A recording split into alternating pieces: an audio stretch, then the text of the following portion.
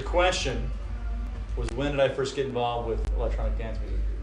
And the answer, the short answer, the long answer is 1991. I went to my first underground club in Los Angeles, where I'm from, and heard, back then there was two kinds of music. There was techno and there was house.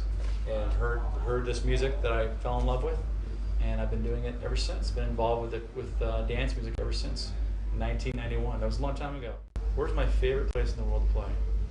It's a great question, because it changes. I've been DJing for 20 years, and my favorite place to play, it's different. A few years ago I would have said it was St. Louis. In the late 90s, early 2000s, St. Louis was a great place for me to play. I had a great time there. A lot of great people, a lot of great fans.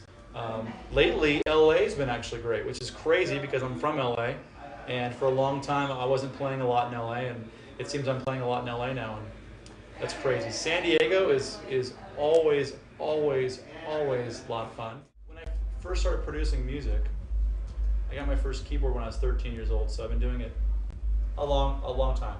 And when I was growing up, I was very influenced by bands like Electric Light Orchestra, a guy named Jeff Lynne, producers like John Mutt Lang, who produced a lot of the early AC/DC and Def Leppard. Rick Ocasek from the Cars was very influential in me, and one of my favorite bands of all time was Erasure, Vince Clarke, who founded Depeche Mode. Got nominated for a Grammy last year, and it felt great. I mean, I absolutely was not expecting to get nominated for a Grammy, and I certainly wasn't expecting to get nominated for a song on an independent label like Yoshitoshi, and for an artist who isn't as well known as some of the other artists I've worked on, like Lady Gaga, Beyonce, Rihanna, Katy Perry, those people. So I was very surprised and very humble. I can die now that I've been nominated for a Grammy. It was a great experience.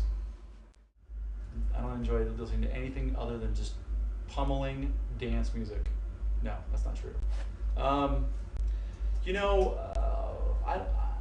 really don't have a lot of time to sit and listen to music like I used to. I mean, I'm a little older, I have a family, and I'm traveling a lot, and when I'm not producing, I'm DJing. So my life has really changed in the fact that, when I was a lot younger and I wasn't DJing as much and producing as much, I spent a lot of time listening to music, because that's what you do when you're younger. And it's weird. I don't get a chance to sit down and listen to albums and enjoy them like you do when you're younger. So the answer to that question is just really just whatever I'm listening to on satellite radio when I'm driving around in my car. It's pretty much where I listen to new stuff. And obviously when I'm downloading new music from Beatport or blog sites or some of the record pools and the music people send me. The same advice I try and give everybody is kind of something I think I've lived by my whole life. I had no idea when I was younger, in my teens, that I would be doing what I'm doing today. I didn't even know there was a job, producer, remixer, DJ. I didn't know you can make a living. I had no idea. I thought I'd have a regular job like everybody else.